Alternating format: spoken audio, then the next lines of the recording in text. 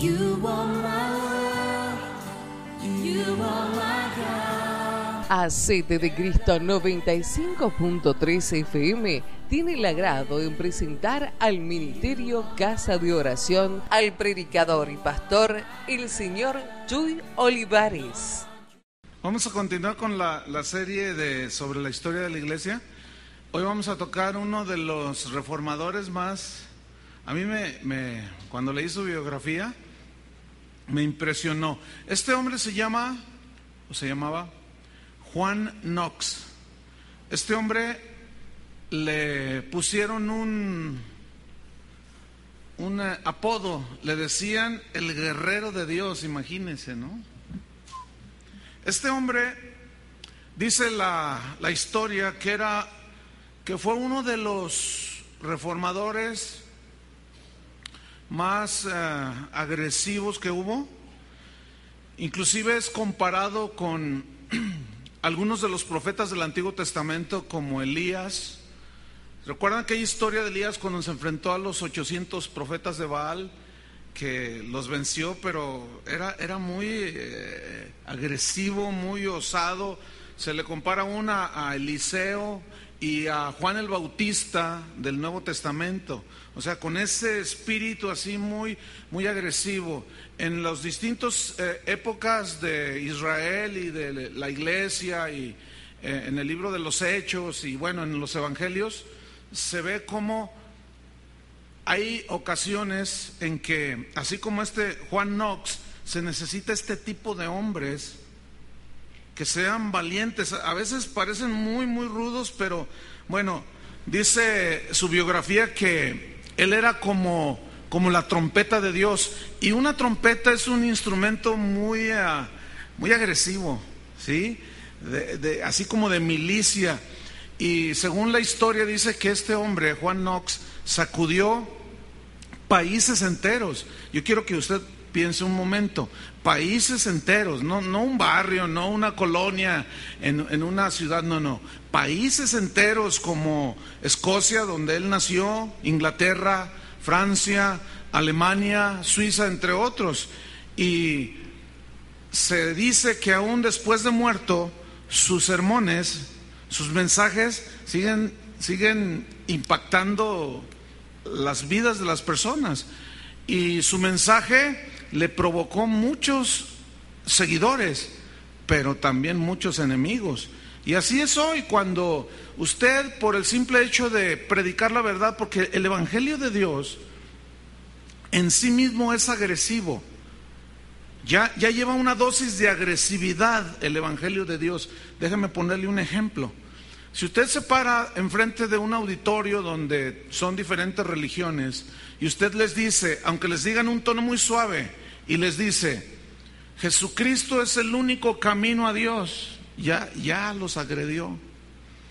Ya les lanzó algo agresivo, y ellos van a decir, no, ¿y dónde queda Buda? ¿Y dónde queda San Gasparín? ¿Y dónde queda San no sé qué? ¿Y dónde queda San no sé qué? ¿Y dónde queda fulano de tal? Entonces, el evangelio, Jesús dijo, yo no he venido a traer paz, sino disensión. Pero no confundan, porque por otra parte Jesús vino a traer paz al que creía en él. Justificados pues por la fe tenemos paz. Pero el mismo mensaje de Jesús trae confrontación. Entonces, el mensaje de este Juan Knox, pues aparte de que en sí mismo el evangelio trae confrontación, él era muy bueno, vamos a estudiar un poco acerca de él.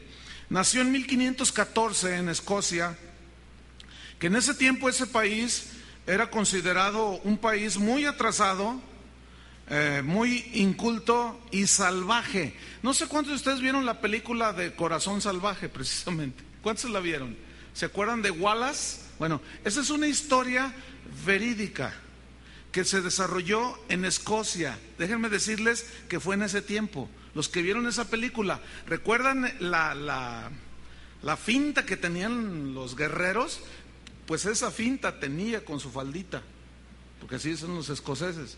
Esa finta es la que tenía de un hombre, pues medía más de 2 metros y era una mole de músculos, impresionante. Ya nada más de mirarlo, la gente temblaba. Bueno, pues ese hombre fue contemporáneo de Juan Calvino y muy joven aprendió, fíjense lo que distinguía a casi todos los reformadores, aprendió latín, o sea, se preparaban, estudiaban.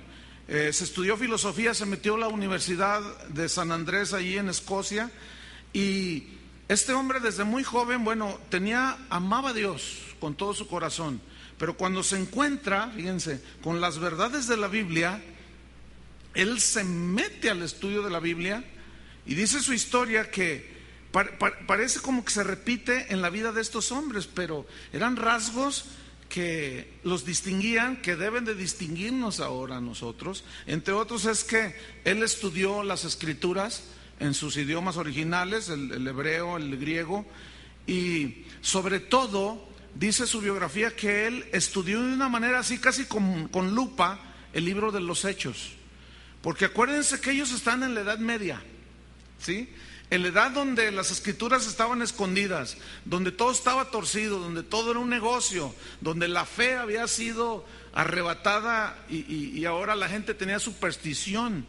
Entonces, él estudió el libro de los Hechos casi con lupa, así, texto por texto, porque él quería sacar lo que él consideraba la esencia del cristianismo.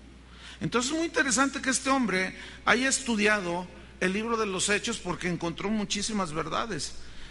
También dice su biografía que como un hombre estudioso se puso a estudiar la vida de algunos de los cristianos que fueron llamados los padres de la iglesia, como Jerónimo, como Agustín posteriormente, y dice su biografía que de Jerónimo aprendió que solo la Biblia es la palabra de Dios, que ningún otro libro tiene la autoridad, ni la unción, ni la revelación que las escrituras. Y él decía, igual que otros, si está en la Biblia, lo creo.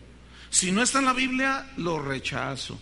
Y de Juan Calvino aprendió muchas cosas, pero de Agustín, que ha sido uno de los cristianos de pensamiento más agudo, de él aprendió sobre el carácter, porque San Agustín de Hipona, así se le conoce, él enfatizaba mucho sobre el carácter cristiano, porque él en su vida pasada fue un desastre, fue un macho, fue de lo peor, pero la gracia de Dios lo rescató.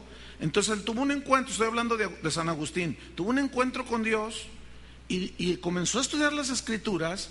Nada más que este es del año 400, 500, después de Cristo, perdón. Entonces, este hombre se puso a estudiar mucho sobre la vida de Jesús y él quiso ser como Jesús, Agustín. Entonces dejó muchos escritos. Por cierto, Agustín es uno de los teólogos, es el teólogo por excelencia de la Iglesia Católica. Y yo a veces digo, cuando usted lee la vida de este hombre, dice, y bueno, y si es el teólogo de ellos, ¿por qué no hacen lo que él decía? Porque su vida en realidad es impresionante. Bueno, pues John Knox aprendió y estudió mucho sobre esto y él concluyó lo siguiente, Juan Knox. Él dijo, si está en la Biblia es la verdad, pero no es cualquier verdad, es la verdad de Dios. No es cualquier verdad, es la verdad de Dios. Y él decía que si alguien quería servir a Dios, él refiriéndose a los sacerdotes, acuérdese, él era inclusive otro más, o llegó a hacerlo, pero él decía que si alguno quería servir en el ministerio y no poseía un carácter cristiano que se pareciera a Cristo, aunque fuera muy popular, si no poseía el carácter de Cristo, no valía ni un chelín, decían ellos, o sea, la moneda más barata de ese tiempo. Y yo reflexiono en esto y pienso lo siguiente: si hoy aplicáramos estas verdades en la iglesia de hoy, en las iglesias de hoy, junto con todos los ministros, incluyéndome su servidor, en realidad muchos apareceríamos ahí como caricaturas de Mickey Mouse. Iglesias que light quedan cortas por la falta de conocimiento de la Biblia, por la falta de estudiar las Escrituras. Y hoy cualquier mensaje es aplaudido, tenga o no apoyo en la Biblia. El carácter de muchos hombres que sirven a Dios no es lo que debería de ser. Hoy, desgraciadamente, se valora más el don que es el regalo de Dios, las habilidades que Dios da a los hombres. Se valora más el don que el carácter. Hoy los cristianos, en un gran número, y eso es penoso decirlo, pero es la verdad, son como los fans de Michael Jackson. Pues no importa, a mí qué me importa que él haya violado a unos muchachos. A mí me gusta su música y esa es su vida. Si es homosexual, pues esa es su vida. Si él se ha casado 9 veces y con la que tiene no es su mujer, tal artista, tal cantante, pues a mí qué, esa es su vida. A mí su arte me llena. Y hoy los cristianos reflexionan en ese mismo pensamiento filosófico. Bueno, pues ese predicador, pues a lo mejor, pues sí, es medio, pero ¿cómo me bendice? Ay, ¿cómo me gustan las alabanzas de Pancho Pistolas? Pues sea lo que sea, pues a mí qué me importa. Mira cómo me transporta hasta el tercer cielo. Y nos hemos diluido, hermanos.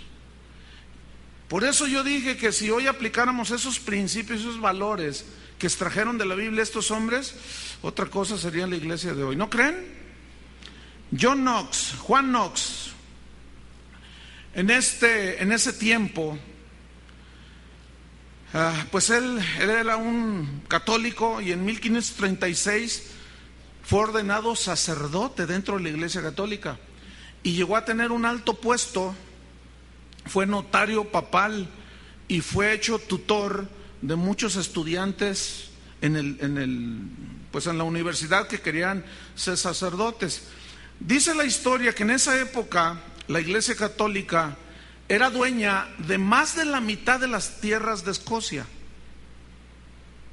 Así como aquí en México llegaron a poseer casi todo México, ¿sí?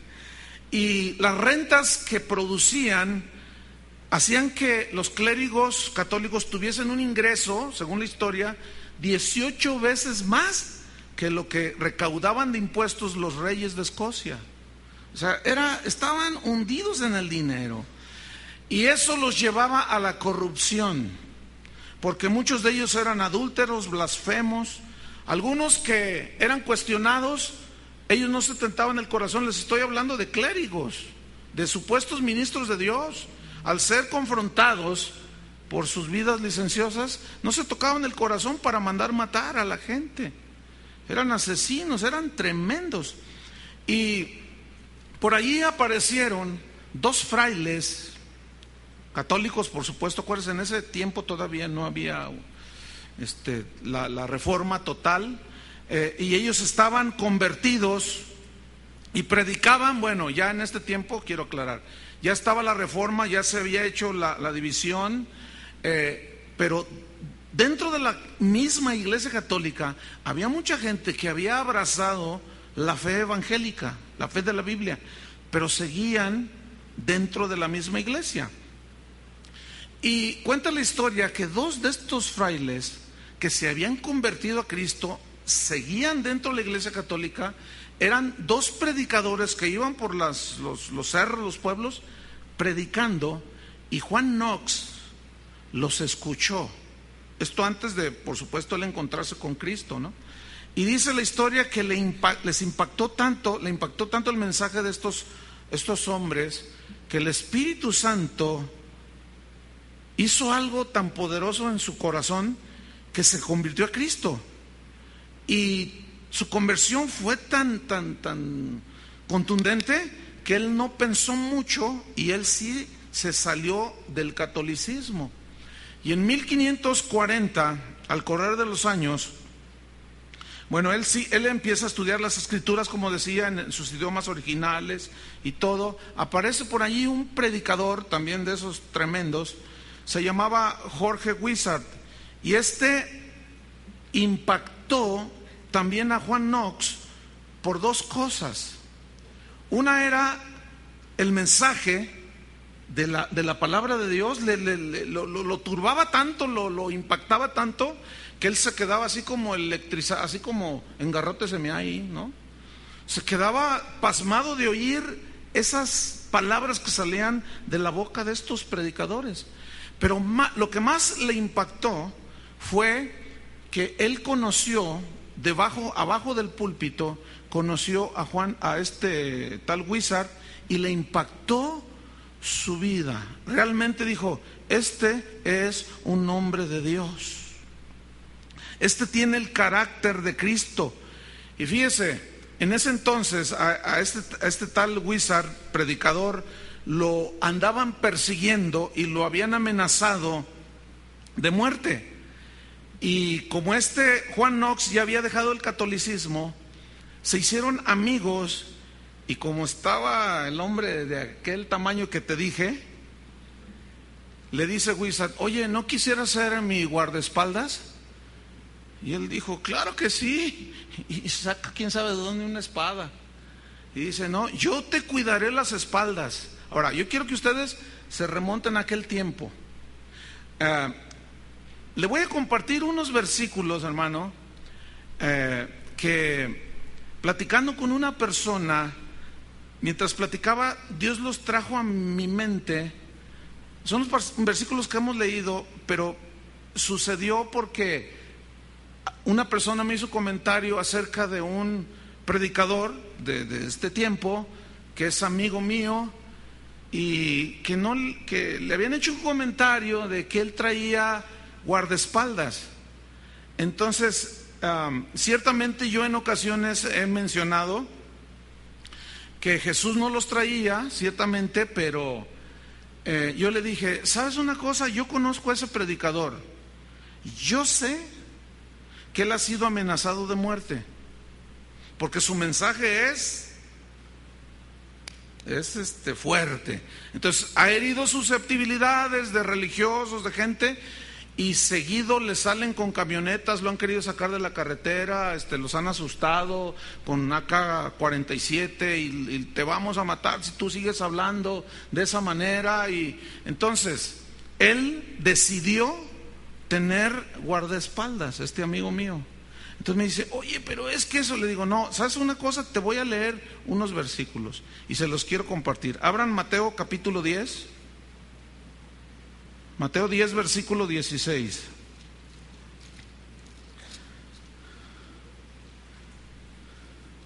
¿A quién está hablando Jesús? A sus discípulos. ¿A quién le está hablando Jesús? Ok. Dice así: he aquí, yo os envío como ovejas en medio de lobos. Para empezar, ¿cómo nos envía Dios? Jesús, como ovejas en medio de lobos. Y el lobo, ese te quiere tragar, ese te quiere destruir. Ok, ¿qué más? Sed pues prudentes como serpientes y sencillos como palomas. ¿Por qué Jesús les dijo: miren, ustedes van a ir en medio del mundo ustedes son ovejas, pero van a estar en medio de lobos? Sean pues prudentes como serpientes. ¿Saben qué significa esa frase metafórica? Sed prudentes como serpientes. Significa: no se expongan deliberadamente al peligro tentando a Dios. Porque la serpiente tiene eso. La serpiente no se expone a su peor enemigo, que es el águila, y es muy cautelosa cuando ella atraviesa un camino donde no hay vegetación. Y se puede estar hasta 3 horas mirando allí y observando, y no se expone deliberadamente al peligro. Y muchos cristianos no tenemos a veces este entendimiento y decimos: y al cabo Dios me protege. ¿Se acuerdan lo que Satanás le dijo a Jesús cuando le dijo, tírate del pináculo del templo, que al cabo está escrito que mandará a sus ángeles y te recogerán. ¿Se acuerdan de esa escritura? Mateo 4. Y Jesús le dijo, escrito está, no tentarás al Señor tu Dios. Entonces le dijo, compórtense, sean prudentes, no se expongan deliberadamente al peligro. Ahora seguimos leyendo. Y versículo 17, y guardaos de los hombres. ¿Saben qué significa guardaos de los hombres? Cuídate de los hombres malos. Cuídense de mujeres malas. ¿Y cómo te cuidas de un hombre malo? ¿Ah? Si te quiere hacer daño, ¿qué dices? Bueno, pues que al cabo, ¿te dejas? Así, o sea, bueno, vamos a ver qué les dice más adelante. Dice, guardaos de los hombres porque os entregarán a los concilios. Fíjense, gente mala, traidora, que querrá hacernos daño. Y en sus sinagogas os azotarán. Y aún ante gobernantes y reyes seréis llevados por causa de mí, para testimonio a ellos y a los gentiles. Mas cuando os entreguen, no os preocupéis por cómo o qué hablaréis, porque en aquella hora os será dado lo que habéis de hablar. Porque no sois vosotros los que habláis, sino el Espíritu de vuestro Padre que habla en vosotros. El hermano entregará muerte al hermano. Fíjense eso, y el padre al hijo, y los hijos se levantarán contra los padres y los harán morir. Y seréis aborrecidos de todos por causa de mi nombre, mas el que persevere hasta el fin, este será salvo. Cuando os persigan en esta ciudad, ¿qué dijo? Huid a la otra. ¿Por qué les dijo huid a la otra? ¿Por qué no les dijo yo los voy a rescatar? ¿Por qué no les dijo? Porque estamos en este mundo y debemos de ser prudentes como serpientes, de no exponernos deliberadamente. Si a mí alguien me amenaza, yo tengo que cuidarme, ¿sí me explico? Ahora, por supuesto que Dios me cuida, pero en ese Dios nos ha dado un sentido común, nos ha dado un entendimiento, y el mismo evangelio nos prueba cómo Jesús mismo tuvo que salir de en medio de ellos cuando lo quisieron apedrear en una ocasión a Jesús. Cuando lo quisieron despeñar, ¿se acuerdan? Y pasando en medio de ellos, salió y se iba. A Pablo, el apóstol, lo descolgaron en una canastilla, ahí en el libro de los Hechos. ¿Por qué lo descolgaron? Porque lo querían matar. Entonces yo le decía a esta persona, mira, hay casos en los que se justifica. Una vez un maestro en la escuela de Biblia, me recuerdo, no sé si mi esposa y Carlos y Berta éramos contemporáneos en el seminario bíblico, un maestro dijo, a ver, ¿qué harían ustedes si tú entras a tu casa, abres la puerta, prendes la luz y te encuentras con un ladrón ahí enfrente y lo encuentras con todas las cosas aquí en su mano? ¿Qué harías? Y nos preguntó, fíjense. Entonces uno dice, no, pues yo le comparto del evangelio. Nos pintamos solos. Dice, no, pues yo le predico el evangelio. Y yo te digo, no, pues yo lo ato, dice. No, pues yo le leo la Biblia. No, pues yo le digo, no, mira, cambia de vida. Y el maestro nomás nos miraba, ¿no? Y dicen, pregúntenme qué haría yo. Y yo, pues, ¿qué haría usted, maestro? Dice, yo lo agarro y lo meto a la cárcel. ¿Por qué se mete a mi casa? Además, si amenaza a mis hijos y se abalanza sobre mi esposa, yo no le voy a estar... A ver, abre tu Biblia en el Salmo 9. Dice, yo me voy sobre de él, dice, y lo someto. Yo sé que esto puede ser controversial porque Jesús dijo también, al que te hiera en una mejilla, ponle también la otra.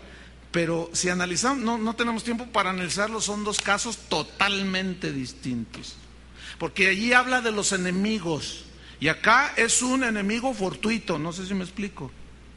No es el mismo episodio.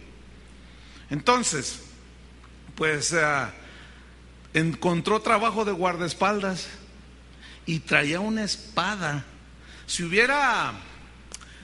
ha habido cuernos de chivo, traía uno. Miren, una vez, hermano, llego a Guatemala a predicar una iglesia, era la primera vez que yo iba, y cuando llegamos a una iglesia muy grande, cuando entramos, están unos policías con AK-47 y con R-15.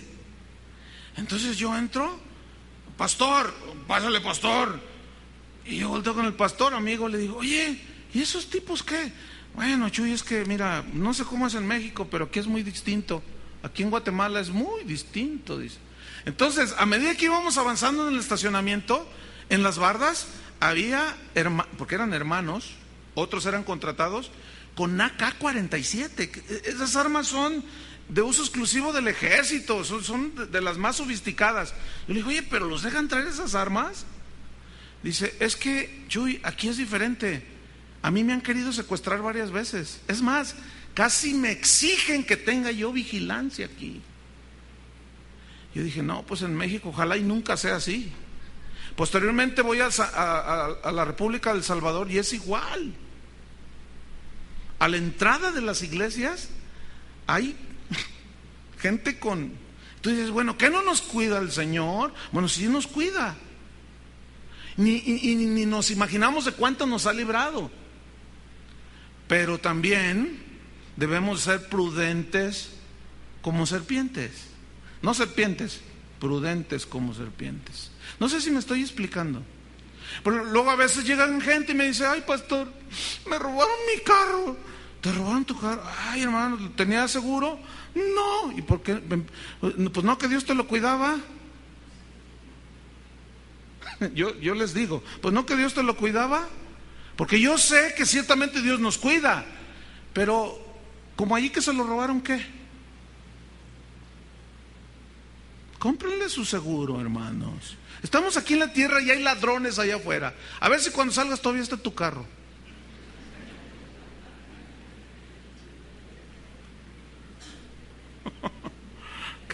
A mí me gusta hacerlos pensar para que, ok, me robaron mi carro, pastor. ¿Y te estaba asegurado? No. Ay, bueno, pues ahí, pues ya le llevas de perder, hermano, pero bueno, ok. Oremos. Sí, vamos a orar. Pero vas a ir a poner la denuncia a la PGR que te robaron tu carro. Pero no estoy violando el evangelio. ¿Para qué están las leyes? Para proteger al que no las viola y castigar al que viola las leyes. Bueno, ya les enseñaré mucho más de esto. Les tuve que hacer cierta aclaración porque el hombre pues traía una espada y cuidaba las espaldas del wizard. Y era un guardaespaldas así como el que yo tengo aquí. Ponte de pie, mi hermano. Este es mi guardaespaldas, para que sepan. Gracias. ¿Por qué creen que está ahí? Y él sabe que si alguien... No, pues imagínense, ¿mides 2 qué? ¿2.5? ¿2.10? 1.96, bueno, pues, y estás bastante... Y por allá tengo otro que le dicen, no voy a decir porque luego se lo agarran de cotorreo, pero ahí está en la barda cuidándome las espaldas. ¿Cómo te llamas, brother? No son mis guardaespaldas, pero pues es para despistar al enemigo. Por si alguno quiere algo, pues ya nomás le digo, a ver, trata todo el asunto con aquel. Bueno, pues Juan Knox fue guardaespaldas de este hombre porque lo traían. Fíjense, hubo un cardenal que se llamó David Beaton. Él arrestó precisamente por la predicación a Wizard, al que le cuidaba las espaldas Juan Knox. Lo apresó y ¿qué creen que le hizo? Lo quemó en la hoguera, hermanos. Ahora, fue en un momento en el que el mismo Knox andaba en otros quehaceres, pero dice la historia que estando allí a punto de ser quemado, este hombre Wizard, su mensaje era tan tremendo que dicen que ahora sí, allí en ese caso, y él está amarrado ahí en la hoguera y le predica al verdugo. Y le habla lo que fue su último mensaje, pero fue el mensaje tan poderoso que dice la historia que el verdugo se convirtió. Le dijo, yo quiero a Cristo, yo quisiera ser como tú puedes ser como yo. Allí lo llevó a los pies de Cristo, imagínense. Pero ya cuando había que hacer lo que tenía que hacer el verdugo, le dice, haz lo que tienes que hacer. Y el hombre le dice, pero es que no puedo. Dice, tienes que hacerlo. ¿Y saben qué hizo el verdugo? Le tuvo que prender fuego. Esas historias son así como para pensar, ¿no? Le dijo Wizard, haz tu trabajo, enciende la hoguera, no tengas cuidado conmigo, ese es tu trabajo, cúmplelo, le dijo. Cuando las llamas abrazaron el cuerpo de Wizard, dice la historia que clamó a Dios pidiendo perdón por sus verdugos, pidiendo perdón por los que lo asesinaban. Pero la verdad es que Juan Knox no se quedó quieto. Se armó la revuelta y el pueblo comenzó a exigir justicia, porque consideraban que había sido totalmente una injusticia y un atropello en contra de este predicador, que nada más por predicar lo hayan sacrificado de esa manera. Y el cardenal inició una persecución y mató a muchos cristianos en ese entonces y se burlaba de los dolidos creyentes. Entonces dice la historia que un grupo de escoceses penetró en el castillo donde estaba el cardenal, que curiosamente estaba durmiendo con una de sus amantes, así como se ven en las películas, que entraron sigilosamente, burlaron la guardia, mataron a 2 o 3 sigilosamente, entraron hasta la misma recámara donde estaba el cardenal, que supuestamente debían de ser célibes, pero estaba acostado allí con una de sus amantes, y cuando lo toma uno de estos escoceses así bruscos, lo tomó del cuello y gritaba el cardenal y decía, no me matéis, soy sacerdote, no me matéis. Pues por eso te matamos, le dijo el otro, y le dieron cuello. O sea, se armó el pleito feo. Pero ¿saben cuál fue el puntito negro en la vida de Knox? Que él consintió con la muerte del cardenal. Y allí ya era un craso error. ¿Por qué un error? Porque la pasión por Cristo, escúchenme bien, no acepta violencia. Eso sí está en la Escritura. O sea, el hecho de ser guardaespaldas era para cuidar, pero una vez de que ya se armó por venganza y por lo que tú quieras, por injusticia, allí ya los historiadores le ponen un tache a Juan Knox. Porque la pasión por Cristo, el amor por Cristo no acepta violencia. Jesús mismo, cuando fue apresado, ¿recuerdan? Que Pedro sacó la espada y quiso matar a uno por ahí. Jesús le dijo, no, guarda tu espada. ¿Qué no sabes que yo tengo poder de traer ángeles aquí a mi presencia? Si mi reino fuera de este mundo, los ángeles pelearían por mí. Yo no vine a eso. Lo cual reprueba toda violencia que tenga connotación religiosa, y mucho menos a los hijos de Dios, a los cristianos. Sin embargo, ¿qué hizo el cristianismo? A filo de espada nos endilgaron aquí el catolicismo, aquí en México, a fuerza, matando y sacrificando un montón de indígenas. La guerra de las cruzadas. ¿Por qué fueron los cruzados, los soldados aquellos que traían una cruz pintada en el pecho, que peleaban por Dios y mataban por Dios? Totalmente descalificado por Dios. Porque la guerra no es con pistolas ni con cuchillos, no. Nuestra guerra es netamente espiritual. ¿Están entendiendo el equilibrio en esto? Entonces, cuando Dios Bueno, dice la historia que pues esto fue como un tache para él, pero como él amaba a Dios, sucedió algo, fíjate. Él reconoció sus errores, entre esos ese que acabo de narrar, pero hizo lo que muy pocos de nosotros hacemos. Él reconoció sus errores, pero los enmendó. O sea, es decir, que era un tipo realmente notable, que no era alguien que no fallaba, sino que el problema no está en equivocarnos, el problema no está en fallar, el problema está en que cuando fallamos no reconocemos. Ese es el problema que nosotros tenemos. Esa es la diferencia entre él y muchos de nosotros, de los cristianos de este tiempo. Ciertamente llegó a violencia física, pero cuando rectificó, se arrepintió y corrigió, fíjense, eso de la violencia. Cuando Dios lo llama, ahora sí ya a predicar, al ministerio, al pastorado, dice su historia que lloró tanto porque se sentía, él tenía un profundo deseo de predicar el evangelio, ardía su corazón. Ciertamente él era brusco, agresivo, pero su temperamento ahora comenzó a ser transformado por Cristo. Y esa agresividad que él tenía, siguió él con rasgos de su temperamento, pero en su mensaje. No sé si me explico.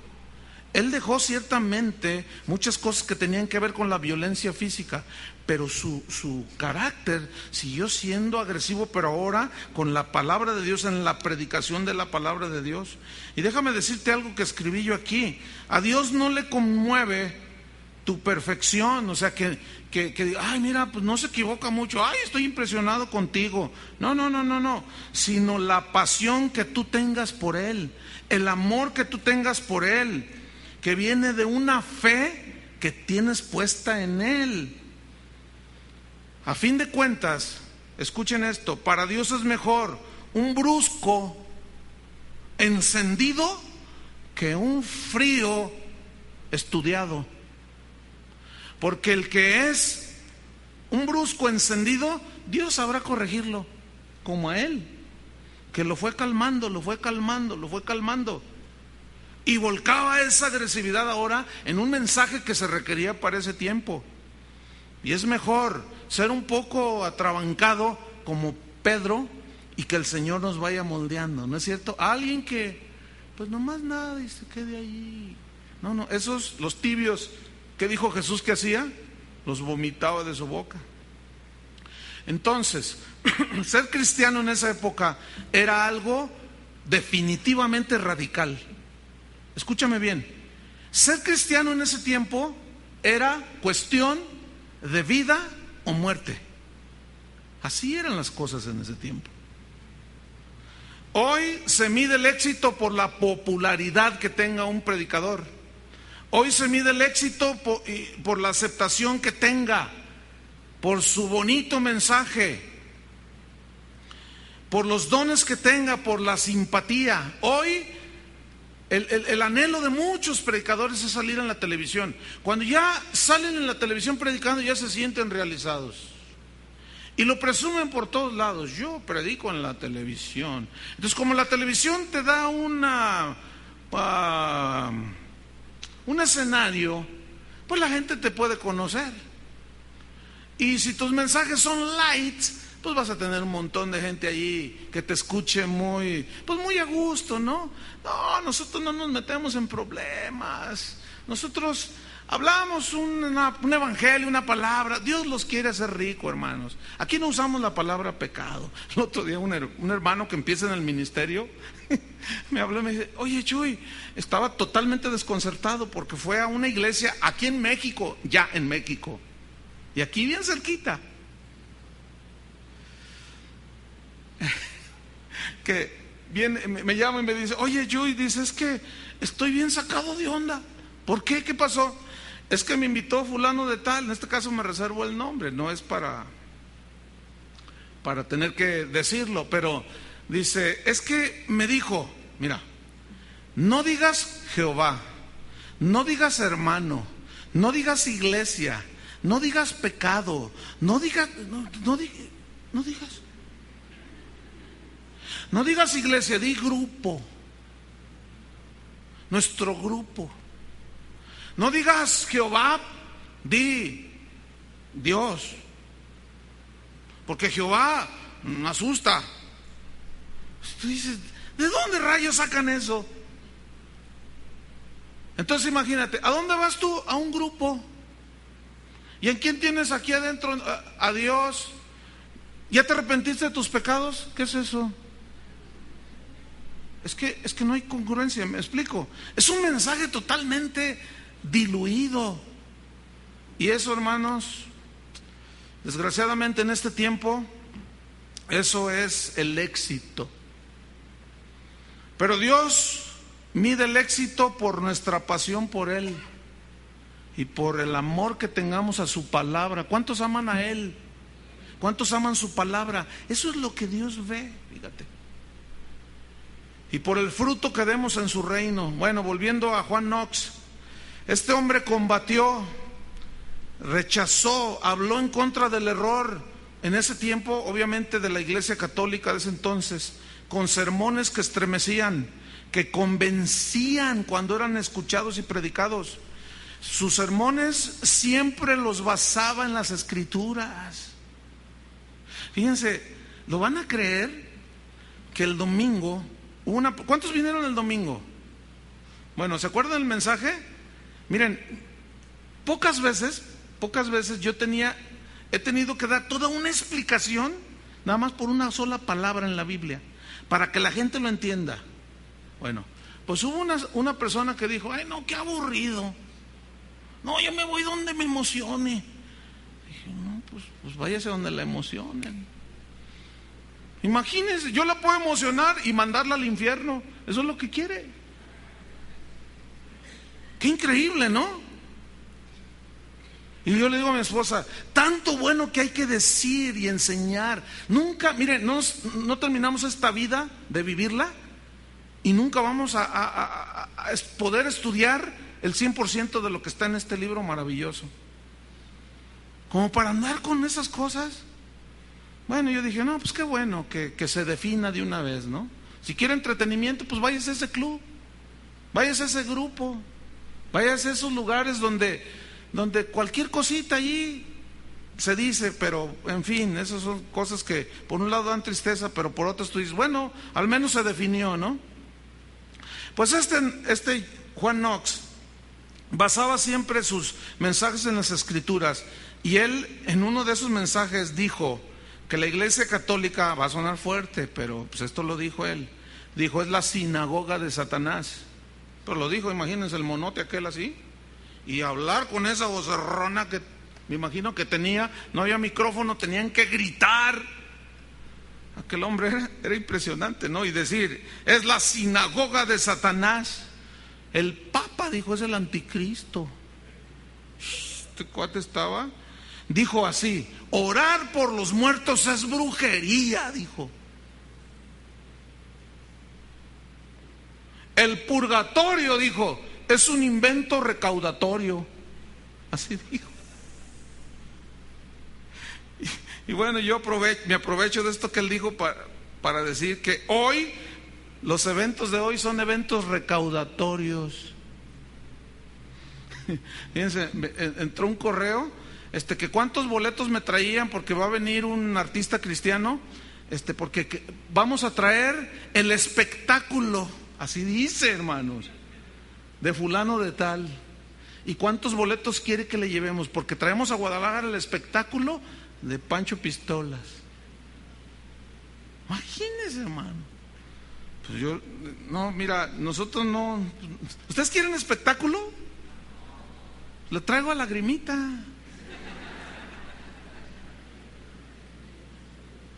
Pues les hago, si quieren un buen espectáculo, pues les traigo a Luis Miguel. Ese sí canta. Nomás que les va a costar una lana. Ya se convirtió. Puros inventos recaudatorios. Y la gente se la cree. Bueno, eso provocó, lo metieron a la cárcel. Híjole, gracias a Dios por la libertad que tenemos. Yo puedo decir cosas y hablar pero esos hombres de los que hemos estado hablando dieron su vida, hermanos. Wow, eso yo, bueno, lo valoro. Entonces provoca ser apresado, lo llevan prisionero, pero lo llevaron prisionero durante casi 2 años, hermano, a los barcos en alta mar. ¿Se acuerdan que eran de remos? Y eran impulsados por la fuerza que imprimían a los remos los esclavos. Pues de eso lo agarraron y lo trajeron durante casi 2 años remando junto con otros 200 esclavos. Y como él era bastante fuerte, dicen los que estaban junto a él que cuando él remaba siempre estaba orando y cantaba. Dice la historia que en una ocasión, en pleno alta mar, descansaron a los esclavos que dejaron de remar y los subieron a todos a la cubierta. Entonces los marinos escoceses que iban al mando de ese barco sacaron una imagen de una virgen. Entonces dijeron: esclavos, todos venid, postraos y besad los pies de nuestra Santísima Virgen. Y los esclavos pasaban y se postraban y le besaban los pies. Y cuando llega el gigante Knox, ¿qué creen que hizo el tremendo? Llega, dice: yo no me le hinco, y la agarra y la tira al mar. Y lo dice: que nade, es bastante livianita, a ver si se puede salvar. O sea, para hacer eso se necesita algo más que valor, ¿no? Bueno, fíjate lo que dice la historia. Algo había en ese momento no tiene que haber sido otra cosa o alguien más que Dios mismo en ese momento en él. Así como Elías cuando derrotó a los 800 profetas falsos. No había otra manera de explicar que era Dios el que estaba allí con él, porque dice la historia, la biografía de este hombre, que los soldados les entró un miedo. Uno se brincó para salvar a la Virgen en lugar que la Virgen lo salvara.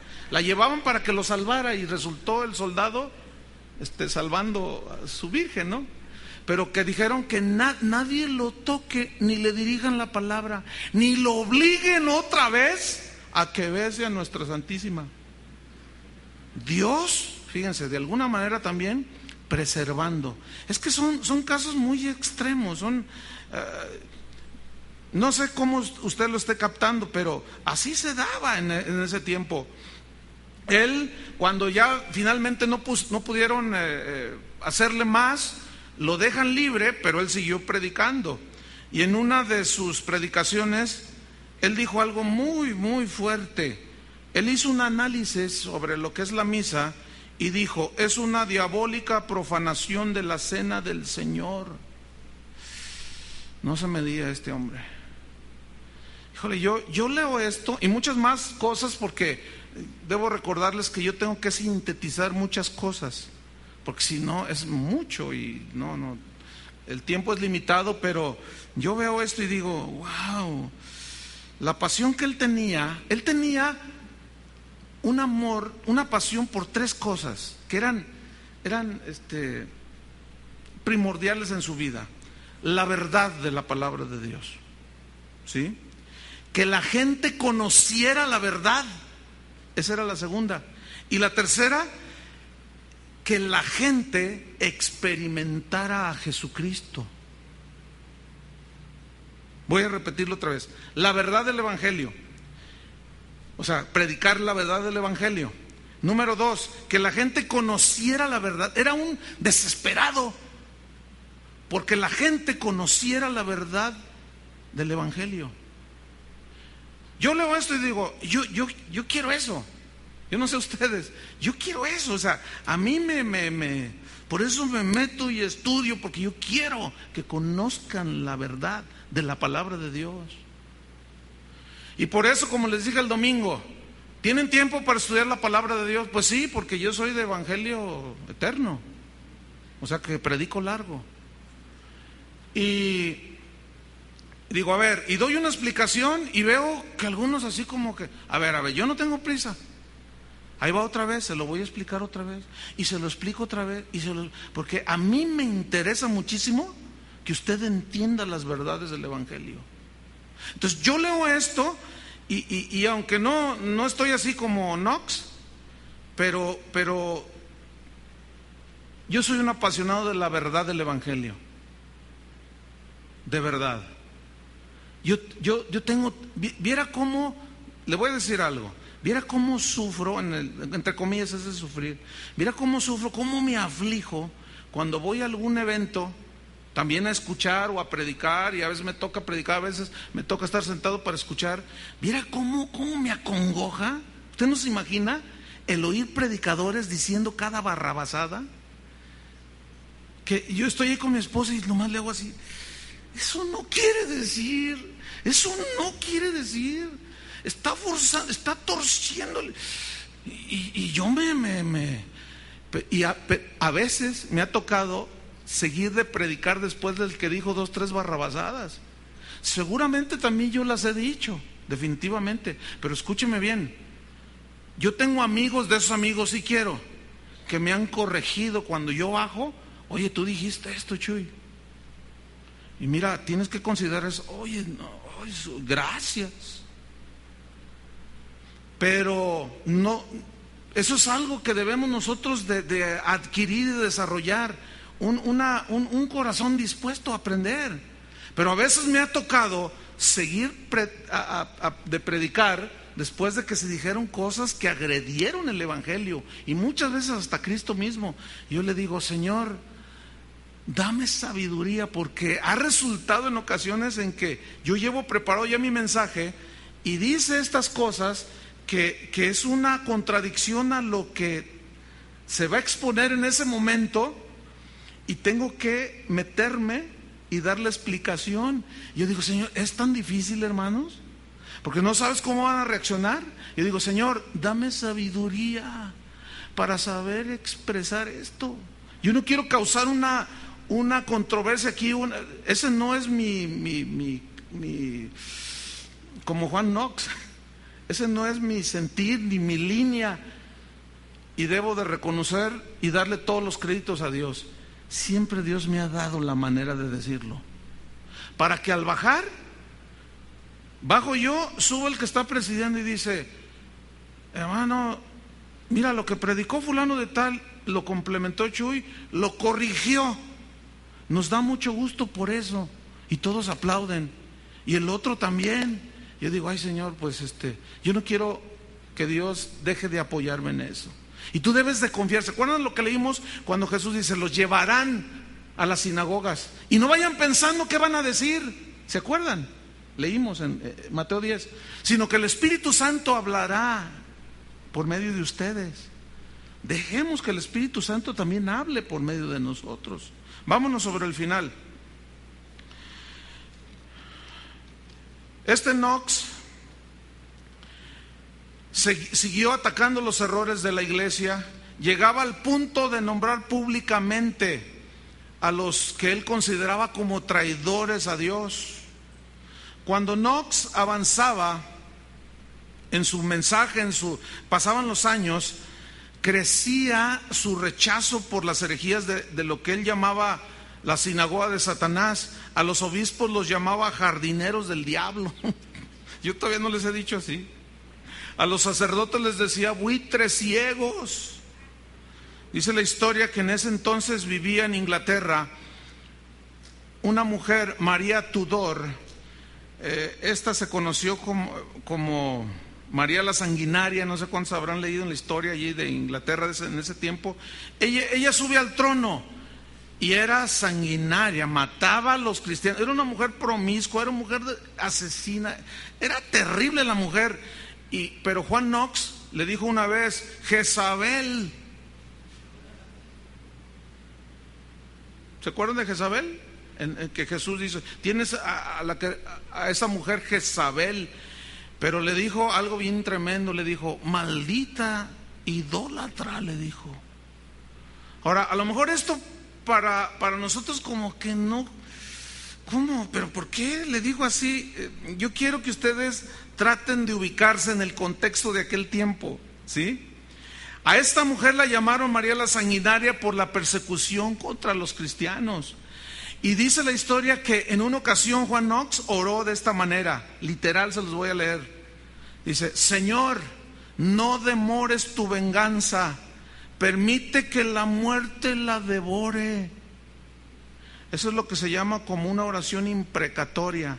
O sea, una vez les hablaré de esto, para que tengan un equilibrio, pero bueno, ahí vamos a dejarlo ahora, que se queden con la duda.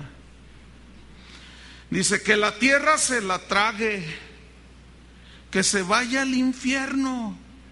Señor, no tiene temor de ti, dijo. En 1554 se reúne con Juan Calvino, que eran contemporáneos. Eran tan diferentes, Calvino tan refinado, y el otro tan brusco, pero fíjense, ¿saben para qué se juntaron? Pasaban horas y horas juntos hablando de las escrituras, de la Biblia, buscando siempre el significado exacto de cada pasaje de la Biblia. No, miren, yo me quito el sombrero ante estos hombres. Claro, me postro ante Dios, pero mis respetos para estos hombres. Fíjense, hoy, en este tiempo, yo tengo 2 años, casi ya vamos para 3, donde cada viernes, salvo cuando no puedo asistir por compromisos, yo me reúno con pastores en esta ciudad. No son muchos porque no a todos les gusta desde las 9 de la mañana hasta las 2 de la tarde orar y estudiar las escrituras. No les gusta. Ay, aquí nomás pierden el tiempo, nos dicen que perdemos el tiempo, dice nomás. No, vamos a planear una campaña, dice. No, hombre, siéntate, abre la Biblia y estamos allí, miren, y estudiamos y oramos. Y el hermano Pablo Hunter es el que por el último año, cada viernes, hermano, nos agarra la Biblia y nos da unas ministradas, hermano, unas enseñanzas de la palabra de Dios. Wow, dice un pastor, dice, yo nunca había tenido un tiempo como este, yo anhelo los viernes, dice. Pues con esos me junto. ¿Con quiénes te juntas tú? Es una buena pregunta, ¿no? Vámonos sobre el fin. Llegamos al 1555 y bueno, se casó. Como que de pronto le brincó el corazoncito y tenía 38 años. Y bueno, se casó y pues hizo bien. ¿Verdad que hizo bien? Y bueno, en ese tiempo inició una guerra civil en Escocia, pero a raíz de ¿qué creen? De los mensajes de Knox. O sea, dice la historia que en una ocasión él estaba predicando y un sacerdote lo interrumpió y dijo, eres un hereje mentiroso y que no sé qué, y le empezó, y te reto a golpes, y el sacerdote era bravo, y Juan Knox ya estaba moldeadito, ya nomás lo miró y dijo, no, pero un muchacho que lo estaba oyendo le dijo, cállese, porque Dios él sentía que le estaba hablando, usted muchacho, y agarró una piedra el muchacho, dice la historia, y se la lanzó y le pegó, no, casi lo mata, y como venía con otros se armó. O sea, yo quiero que, otra vez les reitero, que todo esto lo ubiquen en el contexto de aquel tiempo. Eran tiempos bien tremendos. Pero bueno, debo terminar.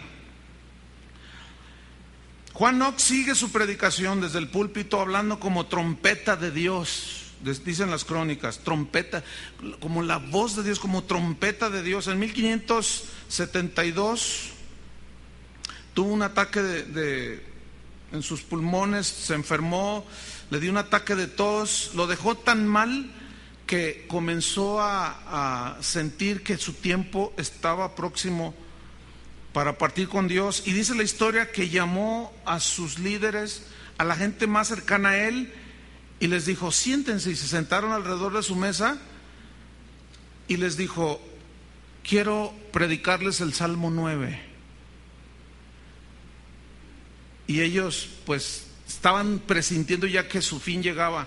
Y dicen los que lo oyeron, que posteriormente escribieron, que fue uno que predicó el Salmo 9 por horas y horas y horas. Si ustedes leen el Salmo 9, no lo vamos a leer, se nos fue el tiempo, pero es bastante largo y sustancioso, donde habla de los enemigos que fueron vencidos, que Dios le dio victoria sobre sus enemigos. Pero dice la historia que agarró frase por frase y la desglosaba, y que estaban aquellos hombres llorando y escuchándole por horas sobre el Salmo número 9. Ahí después, en la noche, ¿me prometen que lo leen? Bueno, para que les cobre más sentido esto. Y bueno, al final dice la historia que los encomendó a Dios, todos lloraban. Dicen que en su agonía él pedía que le leyeran el Evangelio de Juan, que fue ese Evangelio el que a él, cuando lo leyó, se encontró con Jesús. Les pedía que le leyeran salmos. Él ya estaba muy mal, y a veces estaba tan mal que le preguntaban: ¿estás escuchando, Juan? Y él respondía en un susurro: escucho y entiendo lo que están leyendo como nunca lo había entendido. Qué impresionante. Ordenó que le hicieran un ataúd. Ya pronto está mi muerte. Sentía morir. En sus sueños y en su agonía gritaba. Decía: vivan para Cristo, gritaba. Y ellos mismos se asustaban, porque de pronto como que abría los ojos y gritaba: vivan para Cristo. Y luego gritaba tan fuerte que retumbaba aquel cuarto, y le decía: Señor Jesús, decía, cuida tu iglesia. Qué hombre, ¿no?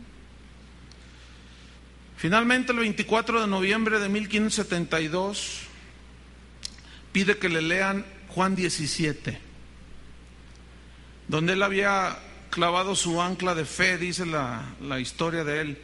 Y un grupo de personas que oraban alrededor de su cama le preguntaron: Juan, ¿oís? Le preguntaron así, les voy a leer literal: Juan, ¿oís que oramos por ti? Él contestó: los oigo y alabo a Dios por sonido de oración tan celestial. Y dice la historia que repentinamente exclamó: ya viene el Señor por mí. Que levantó su mano derecha y de pronto la dejó caer, y fue su último suspiro. Había muerto el guerrero de Dios.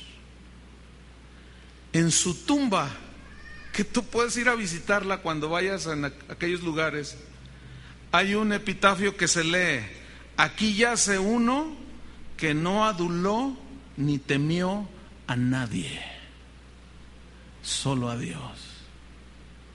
¿A cuánto les gustaría ese epitafio? A mí sí me gustaría. ¿Sí? Imagínate, ¿no? Aquí yace uno que no aduló a nadie, no tuvo temor de nada ni de nadie, solo amó a Dios y tuvo temor de Dios. ¡Wow! Vamos a darle gracias a Dios. Que no sé, que levante este tipo de hombres si es necesario. Pónganse de pie, por favor. Levanta tus manos a Dios. Oremos. Señor, al leer aún desde ese capítulo de Hebreos, el capítulo 11, de todos esos hombres que dieron su vida por ti, que por fe conquistaron reinos, por fe taparon bocas de leones, por fe recibieron fuerzas en medio de debilidad, por fe obedecieron, por fe se prepararon como Noé, por fe. Después vemos en el desarrollo de la historia de la iglesia a gente que siguió con esa misma fe, como este hombre, que por fe fue un guerrero, que por fe obedeció y ciertamente pasó muchos sinsabores y sufrimientos. Pero el amor que te tenía, Señor, el temor que tenía de ti, el amor a tu palabra, lo hizo ser un guerrero de Dios, que no tuvo temor de nadie ni de nada, Señor, ese hombre dejó huella. Ese hombre es recordado. Y tu palabra dice que al que honra, honra. Y han pasado casi 500 años y hoy lo recordamos, como a los héroes de Hebreos 11. Pero ¿y qué con nosotros, Señor, en siglo XXI? ¿Qué con nosotros, Señor? Guárdanos de ser tan ligeros, tan simples, que nuestro cristianismo sea más radical, Señor, en una total obediencia a tu palabra. Aunque viviendo para ti, Señor, nos traiga vituperio y burla y nos digan aún hasta fanáticos religiosos. Pero sabemos lo que es un fanático, pero también sabemos lo que es un cristiano. Despierta en nosotros, Señor, el espíritu de Elías que tuvo Juan Knox. Señor, a algunos les vas a dar ese llamamiento, valentía, Señor, un espíritu valiente para enfrentar los errores del cristianismo de hoy. En el nombre de Jesucristo, Señor, te damos gracias. Úsanos, Señor. Amén. Amén. Que Dios los bendiga.